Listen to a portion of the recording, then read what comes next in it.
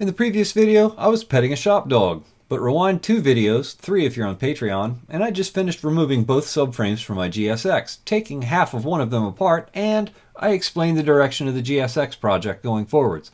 That was a great video. That's where we're at. I hope this one lives up to it too. This whole series should be a whole lot of fun. But first, I'm putting these bolts away because I got work to do. The rear knuckles came apart halfway okay, and where they fought me, they lost. That's just 2 rounds though. The fight ain't over yet. If you're trying to salvage your original 2nd generation DSM ABS sensors, just give up now, and I'll show you why. 3 out of 4 of them on my GSX are still the original sensors that the factory installed. Both of the sensors in these rear knuckles are original equipment. We're starting with the rear ones because they happen to already be off the car. Aside from the differential and sway bar, these are the only 2 things that I needed to bring with me from the old rear subframe. Aside from handily destroying each one of these using various implements of persuasion that ultimately led to their final destruction through failed repetition, I mangled both of them badly enough to now be showing you their insides. It's a steel stud with a copper coil that's wrapped in a plastic housing. Just like the axle splines, these sensors weren't greased either when they were installed, so there's nothing there to keep the water and road salt from wicking up into that gap and rusting out their holes. The copper coil inside the sensor ensures that tens of thousands of thermal expansion cycles from driving and braking will permanently fuse that soft plastic casing into the corroded cast housing no matter what shape it decides to take on while it corrodes. You know, it's not structural enough for you to grip and pull out without breaking the sensor in half. And tapping it from the sensor end will mushroom the tip, ensuring that you're never going to get it back through its hole. The fastest way to ensure that your ABS sensor will be completely unsalvageable is to snap the head of the bolt off while trying to remove it. If it snaps and you only have half the bolt head in your hand, then, you know, the bolt seized inside the sleeve that's pressed into that plastic arm on the sensor, and both of them are rusted together. Now you can't push, pull, or twist the sensor to free it from the hole. You see this happen? Just go straight for that air impact because you can't save it. My fight isn't about the ABS system at all here though. Those were just 2 rounds of the fight. It's about these rear 2G knuckles that I need to prepare to hand to someone else to keep this project rolling. And that involves pressing these bushings out. I brought my light with me this time so you can figure out what's going on. Make sure you got the right bushings first because you wouldn't want to press these out and then discover that you got the wrong ones. Using a section of pipe and a socket, it's easy enough to press most of these rear bushings out. I say most because there's 6 of them on the knuckles. They're all the same size and they're mostly pretty easy to get to. That is, until you get to these rear lower control arm bushings. They're at a stupid angle, the stupid toe arm's in the way, and even if you remove the stupid strut mount stud so that you can fit it down inside your press, there's still no way to situate it so that you can get a straight shot at it, no matter how you rig it. I'm 95% sure that this is a bad idea. No, not the torch. I mean, it can't be good for a cast iron part to be pressed on like this. I found nothing in the bushing press kit that would fit this, so I just cut all that out of the video and grabbed my torch. This upsets some people, but I promise that my channel's burnout contests are always more purposeful and involve a tiny fraction of the amount of rubber that's used in the burnout contests on everyone else's channels. You can cut some kinds of bushings out more easily than others, and you'll see me do that here on my channel as well. Be aware that cutting them can also be really messy and dangerous too. If the parts fit in a press, I'm always going to use the press, but sometimes you get bushings like these. Poly bushings are easy enough to install or replace without ever having to resort to using fire, presses, or cutting tools. And that's what's going back in here once I'm done doing all of this, so it's the last time this car can ever even do this. With all that rubber gone, I'm able to quickly roll the edge of the bushing sleeve over with an air punch and drive it the rest of the way out. You can also cut the sleeve to help it let go, but the air punch is typically the fastest method. Absolutely none of this cleanup right here was even necessary. I don't know why I ever did it. I don't know why I filmed it, why I edited it, why it's significant, or even why I made a voiceover for it, because I'm already done with these things for now, so stop working on them already. Put it down! Ball joint separators are 20 bucks. If you do anything at all with suspension parts, you have to have one of these things in your toolbox. They don't damage boots. All they do is they separate tapered ball joints with ease. And it's 20 times more work to do it without one. As you're going to see me repeatedly demonstrate, after you've loosened the nut, just grab the socket and snug it down hand tight as you can get it. That's all it takes. A couple of whacks with a hammer and it pops loose. Remove the nut, remove the part, you're done. There are 8 different tapered ball joints and tie rod ends to separate on the 2G front subframe alone. There's only 2 on the rear, 4 if it's a 1G, but you'll beat every last one of them to death if you don't have this tool. Tapered joints are very easy to separate with it. Non-tapered joints, like end links, are actually a bigger pain in the butt than tapered ball joints and tie rods are. Of all the end links I've ever separated, I've only done it without a cutting wheel 4 times ever, including these 2 successful attempts. Might as well get the strut assembly off the fork, because I don't need that anymore. Grab a couple of 17mm things to blast the strut fork bolt out.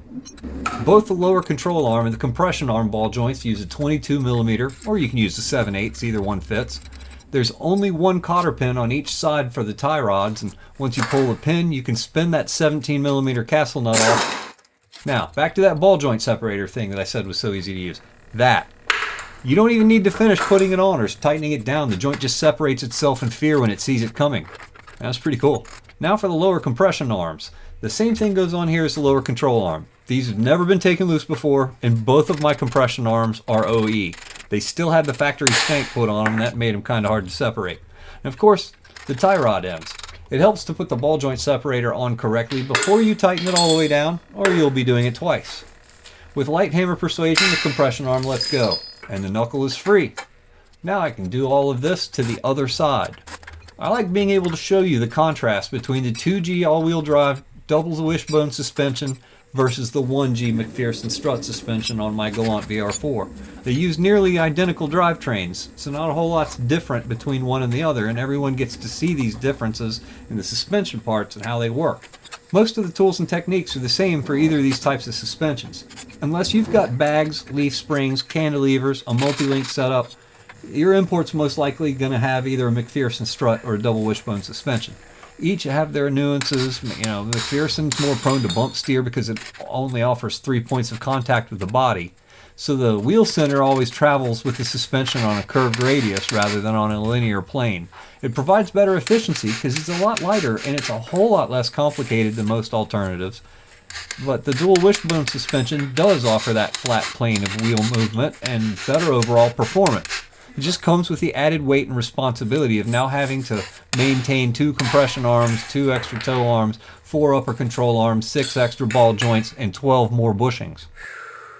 I was only pretending that I was finished right there. We're about halfway done taking the front subframe apart now. On the bottom side, everything's either a 17 or a 14mm, and it all has to go. Just like all the 1G DSMs, the 2nd gen steering rack is also mounted inside the subframe. It's a totally different rack, it's a little bit wider, but it's the exact same engineering. This subframe bracket has to go. The other side has one too. I need to get that out of a storage bin, thanks for reminding me. There goes the sway bar, which makes removing the rack a whole lot easier. And there you go. The subframe is now bare. Mostly. But let's move on. The front knuckles have no bushings to press out or deal with at all. Just ABS sensors and this wheel bearing, which is only held in by 4 17mm bolts. And the dust shield, which is held in by 10mm. I don't bother with the press. A few taps with a hammer typically works fine just to knock the front bearings and hubs right out. It's easy enough to miss the ABS sensor while you're doing it as it is to hit it. But I already have a pretty bad track record with those anyway, so what else could go wrong? This is the front driver's side, and if there's a chance that I can save any single one of these sensors, it's going to be on this one because it's been replaced before. This is the one. After successfully discovering a 13mm bolt, which is always the security bolt on a Mitsubishi, DSMers never need to add the weight of a 13mm wrench to their car on track day. We don't have them. And so unless we replace the bolt with someone else's, we're not, going to be able to help you with that. Mitsubishi doesn't do 13s, but my Elantra sure does. Anyway, I used a small chrome socket and tiny choked up hammer blows with a medium-sized hammer. Gentle, delicate hammering, probably still destroying it, but dang it if it didn't come out in one piece doing this. If there's a chance, this is the only way I can imagine ever being successful at this. I had even managed to dig the plastic clips out of the body that hold the cables down without breaking any of them, which is time-consuming work. 1 front knuckle down, 1 to go. These are far less complicated than the rear ones. You're not going to see anything different here. I use all the same methods that worked on the driver's side.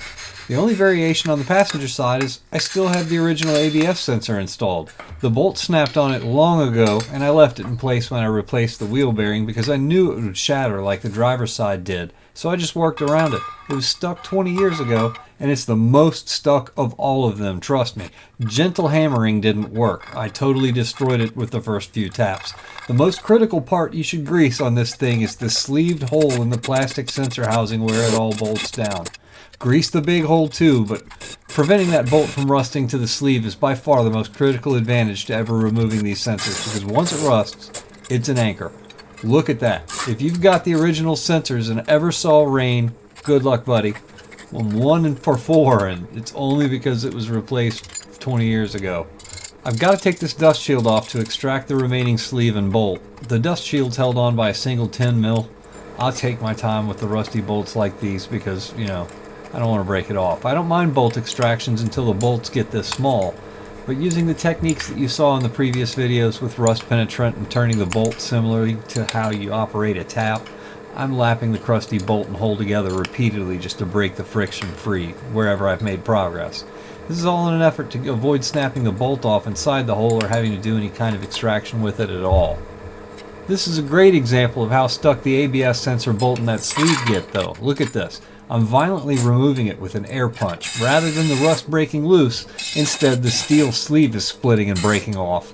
It took a huge beating before it let go. Now to remove what's left of the bolt, which is Exhibit B. Using this same approach that was successful on both of the rear ABS bolts that snapped off, this front one proved to be much more stuck. No amount of penetrating oil or vice grips would budge it. It just stripped it real bad. It said nope. Fire has one big disadvantage with metal in that it anneals it, that's softening it. It makes it malleable. Besides thermal expansion, that's one of the reasons why it works so well for this, but not today. I got the negative side of the softening instead. Great. Now I got 2 stuck bolts snapped off flush in this one.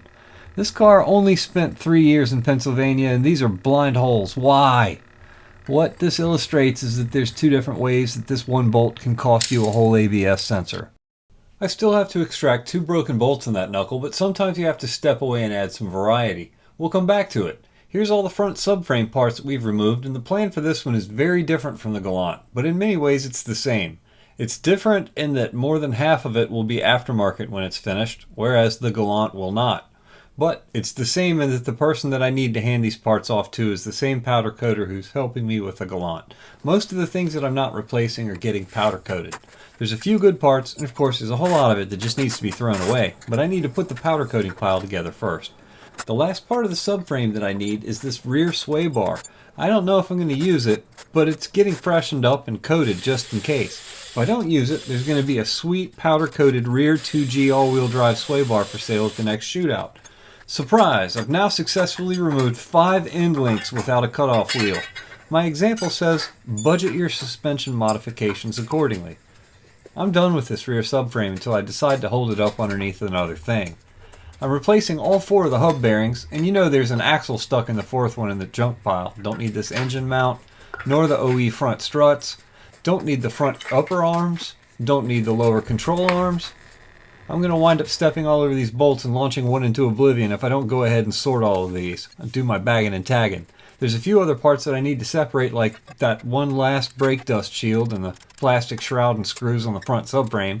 I want all that stuff bagged up too. Now where were we? Oh yeah, don't need the compression arms. At least not these. One of the ball joints spins really freely. I'm replacing both of these. I can't forget that I need to buy 3 ABS sensors too. And here's the powder coating pile without that subframe plate. Don't let me forget that thing in the comments. I'm pretty sure I've got some other things that I'll throw in the pile, but this is all the 2G suspension parts that I need to coat because of how much is being replaced. It's a much smaller pile than the Galant. There will be bolt hole cleanup afterwards, but before I bother coating anything, I want to make sure all the bolt holes on the parts are in good shape.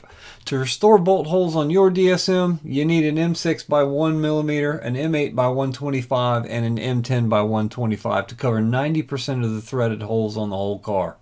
These thread chasers restore bolt holes without cutting material away.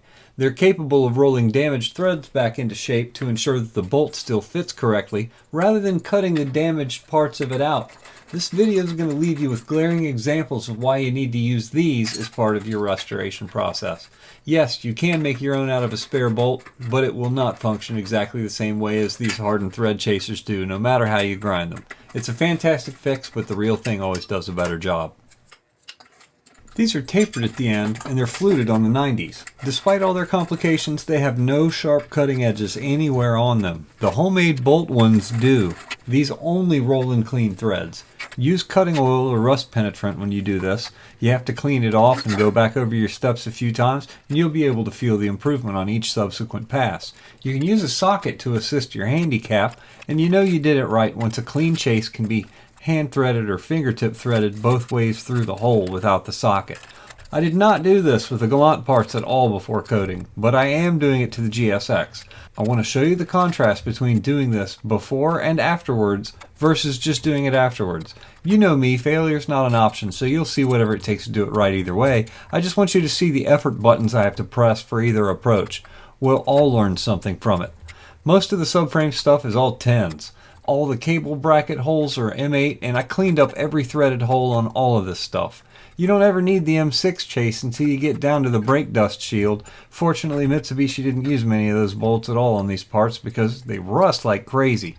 To up your thread chasing capabilities to 94%, add an M12 by 125 into the mix, which my kit also came with. Not very many of these on a DSM, but it has them in some of the most important places, so you need it. The front compression arms are the only thing on the whole front subframe that uses M12, so there's only 4 of them. These holes and bolts were extremely rusty to the point where I didn't think they were salvageable, but this had absolutely no difficulty cleaning all of them right up. I thought I'd see chunks falling out of it, but it left behind clean shiny threads. Sweet victory. Now, back to those broken bolts. A hammer and a punch would be smart. This is the lazy way to center punch for drilling, but it's better if you don't. Hand tools are more accurate. This is an 8mm bolt. That's the outer diameter of the threads on the bolt. Always use a drill bit that's smaller than the inner thread diameter of the hole. Always drill slow with cutting oil. Speed creates heat, and bye-bye drill bit the second it gets hot. You will never nail the angle nor the center line by hand. It's okay if you munch a little bit into the small edge or barely clip them all the way down, but do your best to correct yourself long before it ever comes to that. First drill a small hole and then widen it with a bigger bit until you get to the edge of the threads. That often takes enough pressure off to allow you to remove it with just a hammer and a punch. If I didn't have to drill, this would be a 2 on a 1 to 10. A 1 wouldn't have required any tools at all. I've got about a 3 here because it's broken flush and very stuck in a blind hole. Let's go ahead and break an easy out off in it and turn this up to a 6. Rather than punching that easy out carefully, let's just hammer it deep into the hole, making it a 7.5, I guess. Now I've got this hardened, broken off piece of easy out and steel plugging up the hole completely. You'd be mad, right? This would only be a 5 if it was a tap, because they're so brittle that you can shatter them inside the hole with a hammer and a punch and then pick out all the pieces. But this extractor is hardened and it's not shattering easily. You know, I have to drill through a hardened tool steel thing just instead of a grade 7 bolt. This is going to destroy drill bits. The harder material is going to force you into the path of least resistance. It's going to try to push the bit off into the softer areas around it, but you still must keep that bit centered.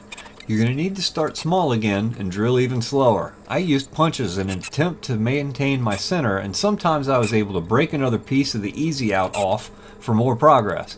I think I mangled 4 or 5 drill bits along the way doing this, and all of them were smaller than 7mm, but by the time I had done that, I was able to finally get my hole back. Most of the bolt came out with the pieces of the easy out. I don't know why they call them easy outs. This took me over 4 hours, but I still have that entire hole, with a chunk still buried deeply in the bottom of it. And now all of my drill bits smaller than a 7mm are dull as a spoon. But with persistence, another hour or so, and some creative punching, I managed to roll one edge enough to get it stuck in my drill bit and finally got it out. That's a lot of concentration, and I didn't do it all in one day, but imagine my happiness when I don't have to replace the whole part. No matter how bad it ever gets, stay patient. If you're about to lose it, step away from it. Go do something else. You'll get it. I'm running a tap through this one because I do want to cut it. I do want this hole to be looser than it is. Whenever the materials are dissimilar, I can most often get away with extracting flush or recessed snapped off bolts just using a hammer and a punch. But if you can't do that, put a hole through the bolt and keep trying to tap it and work it back out. Very talented TIG welders can build it up and weld a nut on it for you, but I have so much practice with doing this that these are the methods I have the most success with. I turned a 3 into a 7.5 to show you I'm not afraid of bolt extractions on cast iron or aluminum parts. But there's still places where I know I'm going to solicit Matt's TIG welding skills for the more delicate items that we encounter later. These techniques won't work for that. I really hope you enjoyed seeing that recovery, and let me tell you a story. There's another even smaller bolt on the other end of the knuckle with a completely different style of easy out already broken off inside it. It wasn't this particular easy out, I can't find that one, but it was this style, and it broke just like this inside that M6 hole right before the other one that you just watched. Let's just say that I didn't handle myself so well right at that moment. I blew up pretty bad a half hour later when I discovered the camera wasn't recording any of it because the first time it was funny. I had already ground half of this mess out. I didn't think anyone would ever believe me that any of this had happened, so I did it to that ABS bolt just so I could film one breaking off. Don't even bother with the easy outs, and if you do, don't ever tap those into the hole that you have to drill in order to use them with a hammer, not even lightly. This extractor that I broke off is even harder than the one in the previous ABS bolt hole, and what's different this time is the only way this extractor portion of this mess is coming out of here is with carbide burrs. You can't drill it, but I continued my drilling attempts after I thought I'd made it through it, and you can just add 2 more drill bit casualties to the list because I was wrong. This one was neither fun nor pretty, but aside from using carbides to grind out the extractor portion of it first, everything else I did here was still exactly the same process of what you just watched. Just smaller and harder. Picks, punches, and drill bits. The whole job went exactly the same all the way down to getting the last piece rolled and stuck in my drill bit. Not a pretty hole, not by a long shot, but it looks like I might have actually saved it. That's great because this is an original part. We'll know in just a minute if it can still grab a bolt. This time I don't want this hole to get any looser, not going near this with the tap. I'm only chasing this hole instead. And it was indeed pretty crusty, but this thing didn't have any trouble finding the threads all by itself. It cleaned up the hole and mashed it all back into shape. Sure enough, it'll grab a bolt. A little over 75% of the threads are still left in the hole, and I could have done even better if I stuck with the carbides for a little bit longer, so that 25-ish% is all on my own poor judgment. But if the goal is to restore your original parts, this is why you need a thread chase set for your restoration job. This kit does metric and standard in a variety of thread pitches for about $60, and the only ones I ever need from it are just the metric ones that I showed you. But when you spread that cost across 94% of every single other nut and bolt hole across the entire restoration on every part, it works out to pennies per hole to ensure you can still bolt all of it back together again the way it's supposed to fit. That's great for all your holes, but what about the rest of the donut? My brake shields are pretty beat up, and that's all my fault. Showing them some love with a hammer. It's for their own good. Someday they'll understand. I'm just making sure nothing interferes with the rotor and that all the surfaces line up straight where everything bolts together. Of course, they didn't. Not at all. And it's incredible how well they're responding to this. This is just a regular old flat-faced body hammer, and I did use a dolly for a little bit. I used a bench, the rotor itself, the knuckles, even a block of wood. Half those things aren't even body tools, but the good news is the brake dust shields aren't body parts. So body tools are also not the right tools by default anyway. All these were the wrong tools, but all combined, it worked great. See? I won't have to mess with these when they get back. One of the parts you're probably not expecting me to restore are the gas tank straps. A whole lot of people are going to wind up looking right up this car's bum, so they have to look the part. But I don't need the gas tank shield, though, and if my understanding's correct, I can't use it going forward anyway. Fine by me. They tend to be a trash collector of sorts. If I'm right about not needing it, then I also need to modify the straps. But I want them in the coatings pile because I'm maintaining my factory fuel tank. There's no advantage to re-engineering this part for me, and the straps haven't totally turned to poop. But to get them off, I have to remove the tank first. This 28-year-old leak-free rubber fuel hose with still fully functional original hose clamp is clearly superior technology to every single coolant hose on a 5-liter Coyote. Serviceable, simple, affordable, no O-rings, no leaks. Ford Motor Company, take note. A very long time ago, I ran 6AN hose all the way from the tank to the fuel filter. It's fastened in a dozen different places under the body, and rather than try to take it loose from the top of the tank, I'm just going to remove the entire fuel system, which needs to go anyway. This was so much easier to do without the subframe in the way. I remember fishing for hours to tuck and hide all this in here, and it was never pretty. The fuel pump wires are on the sending unit like they're supposed to be, unlike all the other stuff you see me work on, but I still need to go in through the back seat like some of the others. This gas tank has some different features than the other ones, so I wound up taking more lines loose than I needed to. So the filler line's loose, the fuel send, the return, the breather lines are loose, the electrical connections are loose. All that's left now is to spin the nuts on the straps loose and get this tank out of here. I'm trying the table method again because it's just the fastest under the lift. I have to make myself really short for part of it, but working on all of this without the car in the way is going to make this a whole lot easier going forward. It's one of those nice things to take advantage of while the rear subframe's gone. I've got some pretty big changes coming its way, and I'm fine with this plastic tank. The underside of the car is getting pretty bare now. Aside from the 3 factory fuel lines, all that's left that I don't have to remove from inside the car is a pair of brake lines and all of the exhaust hangers. The exhaust hangers and the gas tank shield are actually the rustiest parts under here, but the vast majority of all that's actually just surface rust. They're original bare steel parts, and they're all 100% there, so I want the hangers preserved. So they're going on that powder coating pile too. There's 5 different hangers. All 5 are different, and this is how the factory oriented them. The first one has no rubber gasket, but has a ground strap. The second group is welded to the body, attached to a carrier bearing support. The third one is by far the simplest, just an L bracket with 2 bolts. Number 4 is a bit complicated, a double-sided bushing and a plate assembly thing. And number 5 is a double-pegged single hook thing that bolts straight to the body. I've been rightfully accused of watching my own videos to put things back where they're supposed to go. Most all this has never been taken loose before, so it's a good reference of what things were like in 1995. In all of the years that I performed service on this car, it never received the cheap aftermarket alternative parts. I always used the factory stuff, but the vast majority of this under here never needed anything at all. This was one of the best built cars I've ever owned. My rear trailing arms are going away. Not because they're bad, but because I have a replacement for them on the way. There's absolutely nothing wrong with them at all, but to remove them you need to take a rubber plug out of the service hole to fit a wrench inside it and hold the bolt head still while you remove the nut. The bolt's an eccentric bolt and its position affects toe, so if you cared about your alignment, you'd want to mark and maintain its position. I don't care, it's all a full reset for me, so I just tap the bolt through the hole and the arm lets go. Same deal on the other side, mirror opposite, but all still righty-tighty.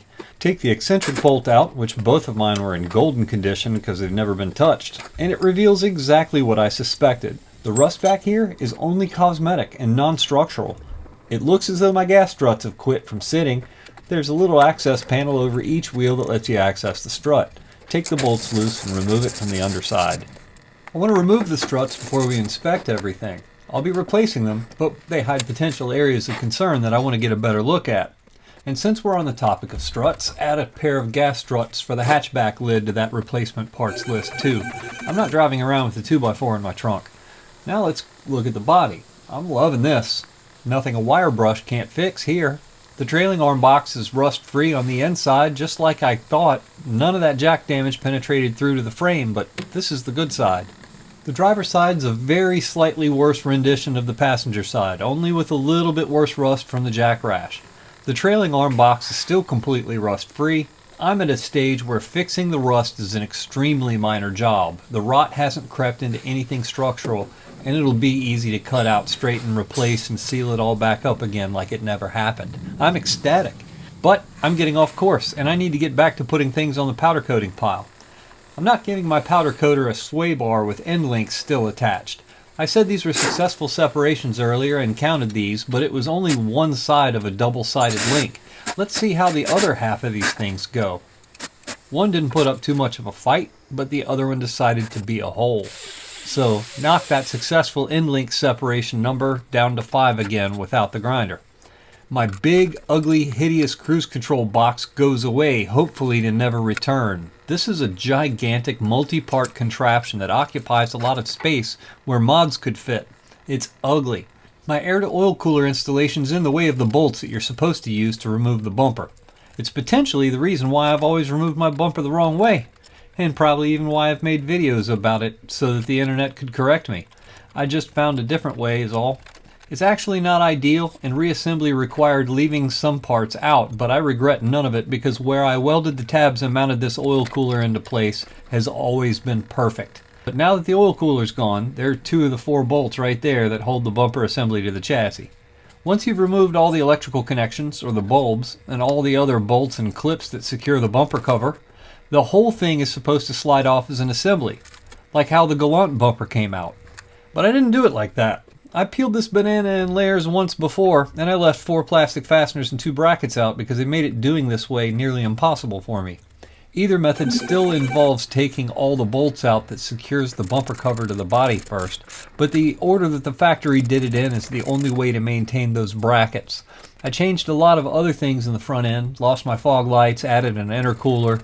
This thing's nothing like stock, but everything that I put in here before needs to go now.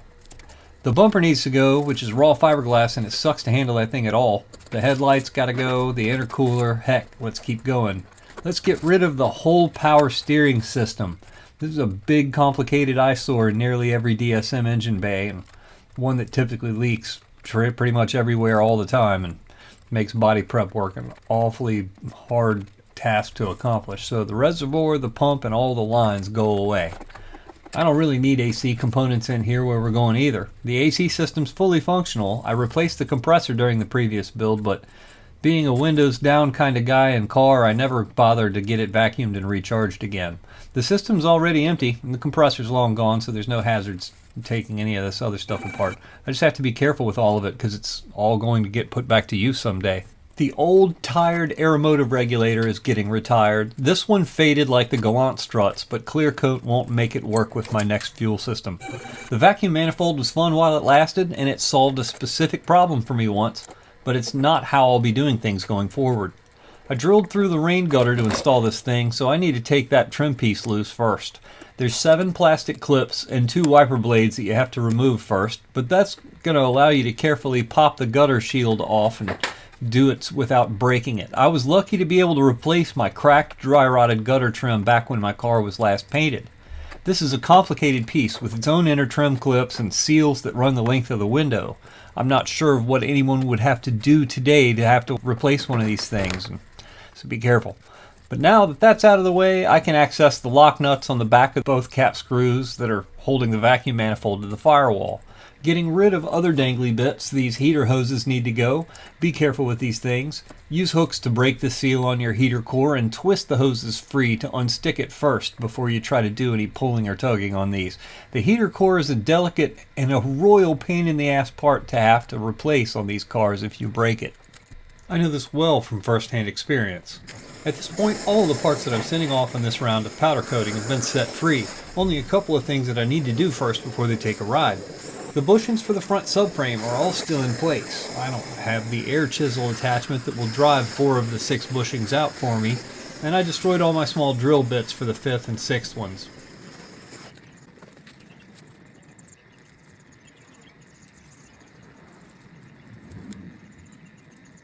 With a full stomach, it's time to attack the bushing sleeves. I'll ramp up the struggle spectrum to get to what works best when you can't fit the part in a press.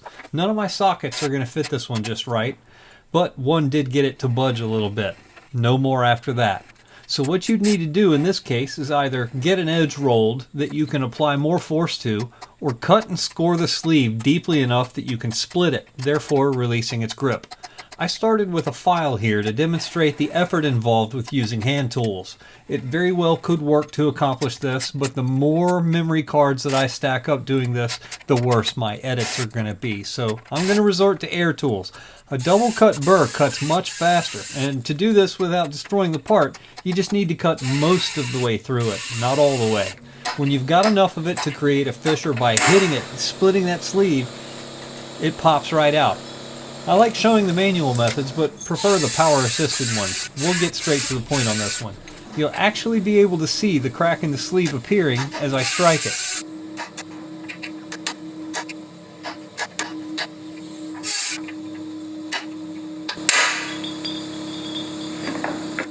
Neat!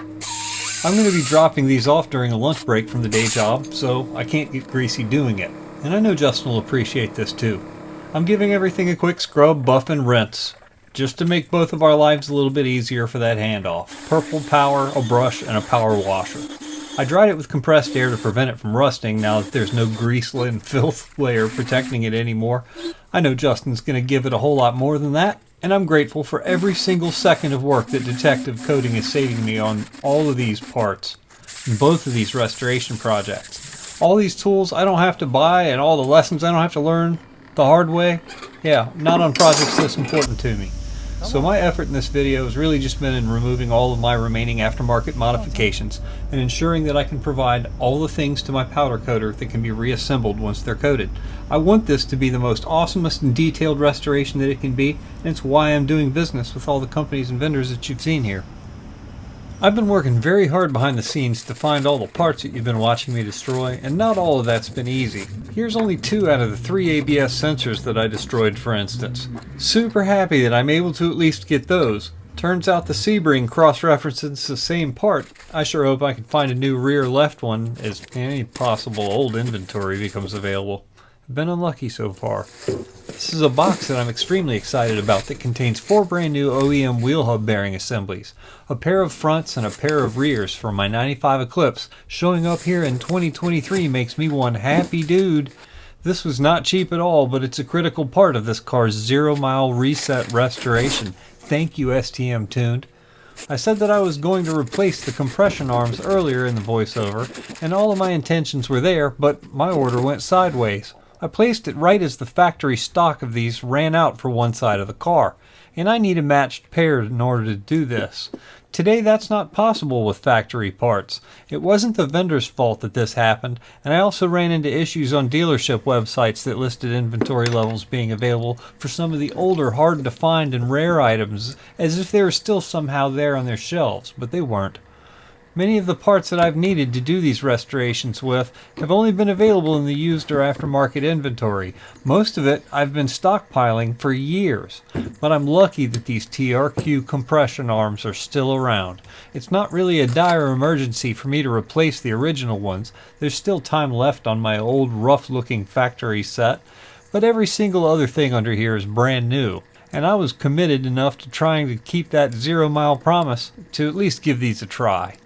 My first impression, aside from the bushing and the TRQ arm looking a little bigger than the factory one, except that it isn't at all, is that they're shorter than the factory units. That sets off alarm bells initially until you discover why, and with a little hesitation, you'll turn those alarm bells right back off again because the joints line up after all. The rod going through the bushing has drilled bolt centers that are offset opposite of one another on one unit versus the other. The factory arm towards the joint and the TRQ towards the bushing end of the arm. The distance to the ball joint triangulates equally from the bolt centers, but the arm length varies by about 1/4 of an inch. I'm not sure what, if any, difference this could make on the handling of your vehicle. The ball joints are the same size, the bushings are the same size, both arms are forged, they all line up with the bolt centers in the joint positions, and I don't see any areas where they've attempted to skimp on material.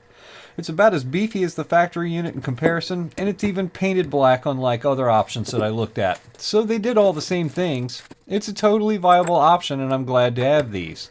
Another thing I'm glad to have is a set of perfectly good factory original rear trailing arms with bushings that are like new.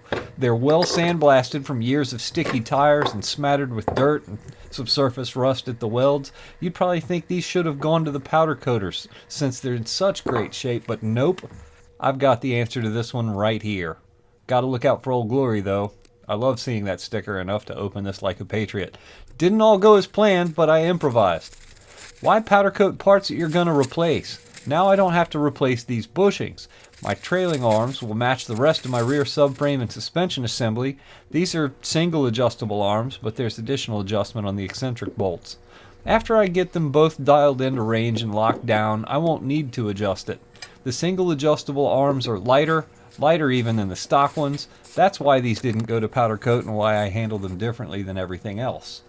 These weren't here yet, and though I don't want to because they're awesome, we'll set these units aside for reassembly time. I know it's not a part of the GSX, but since I just got back from Detective, I wanted to show this gem off. This is for the Galant, which came originally from the factory with a red valve cover. The brakes were powder coated to match this red, and there's even a fix performed that would make its previous owner happy. One of the plug well cover holes had broken off, preventing it from holding a bolt, and sometimes even causing the plug well cover to buzz at idle. Removing the plug well cover made the broken valve cover hole just as obvious as the missing bolt. There's even baffles fabbed and welded back in to ensure zero carbon, blasting media, or loose powder coat ever makes it into my crankcase. You might recall he performed this service on my polished valve cover once before.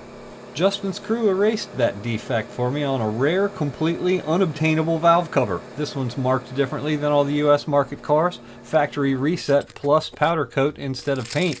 But back to the GSX project. I've only managed to find 4 out of the 6 of the front subframe bushings that are available in the service parts inventory. These didn't have replacements in the master bushing set, which, if you haven't noticed, I've still not needed at all so far. Not one bit. Not yet. We might use a couple of them during assembly, but every single other part has been replaced with entire subframes or spherical joints, so why not install a really expensive set of aluminum subframe bushings in the front end instead? These Torque Solutions bushings will fill all 6 holes. I wish I'd noticed Volk also makes a set that costs less, but that's my loss. I just wanted you to see that I've been working hard to collect all of the parts for everything that I've been destroying while doing this. So far in this video, we've dispatched the front subframe, removed all the steering and suspension parts, the AC system in the engine bay, all the aftermarket fuel stuff, the front bumper, headlights, intercooler, and most everything we've removed so far is coming back very different. We'll pull the engine harness later, but right now I'm trying to get the outside of the body as bare as I can, and it's about time that you got close-ups of its dirty bits because none of you nor myself have ever seen this car in such a bad way. 11 years of biodegrading tree debris and the organisms that feed on it have left a pretty bad mess to have to clean up here, so what? So a little dirt won't hurt. The great news is that it's all here, every part. This body's straight. It doesn't have the myriad of structural issues like strut tower rot, no broken seams from collision or stress. The paint's thin, but it's still doing its job. Looks like the rustiest spots under here are inside the bolt holes, or only in places where I welded things. All the way around, I can't be happier with where I'm starting out. Probably the hardest thing to do in a restoration is finding an old car to start with that doesn't require tons of body repair and fabrication. The mechanical and refinishing work is already going to be filled with enough challenges, but my preference is a chassis that's never been wrecked. I prefer rust repair over collision repair. Occasionally, you get an exceptional chassis like this one and the Galant. There's a bit of surface rust on a seam here or there, sure, but absolutely nothing like you'd expect after 3 decades with the miles that they have on them. The reason I didn't mind sitting on these cars while I stockpiled all the parts that are getting harder and harder to get is because I knew that I had 2 premium code, straight, practically rust-free antiques to start with once I'd found it all. Neither one of these cars would have been mechanically or a reliably, decent car going forward if I didn't take the time to go through and do all of this first. Rubber has a lifespan, bearings wear, grease breaks down.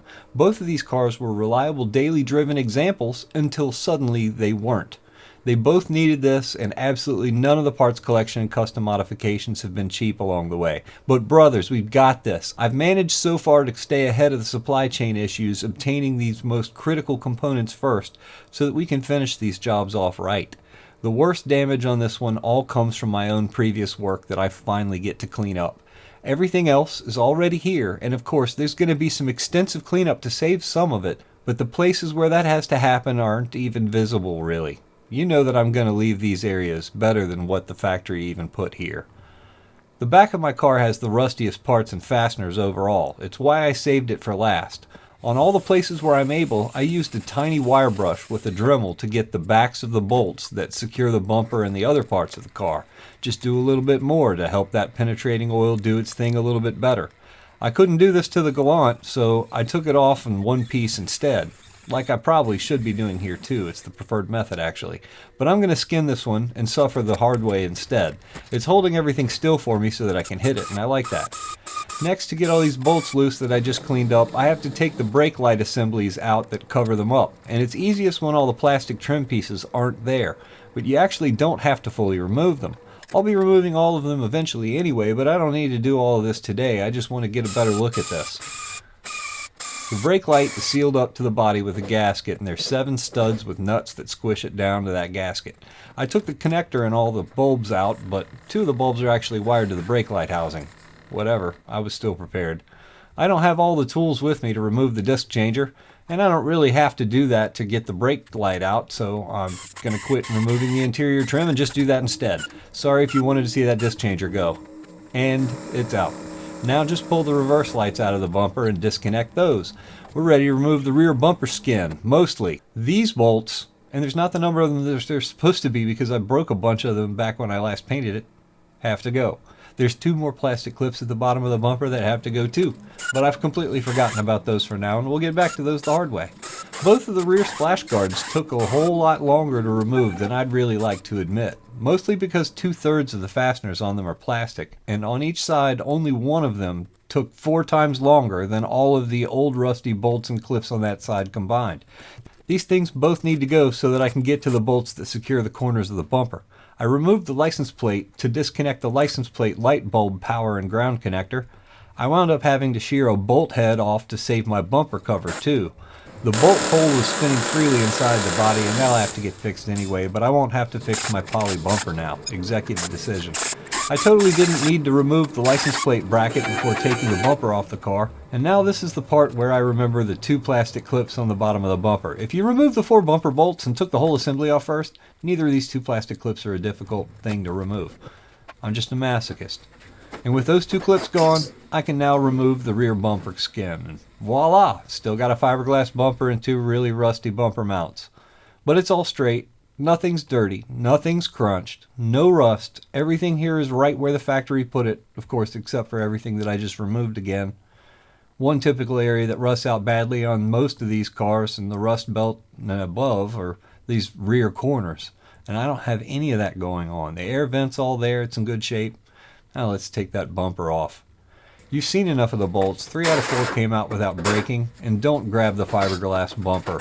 Grab anything but that or you'll be feeling it for 2 days.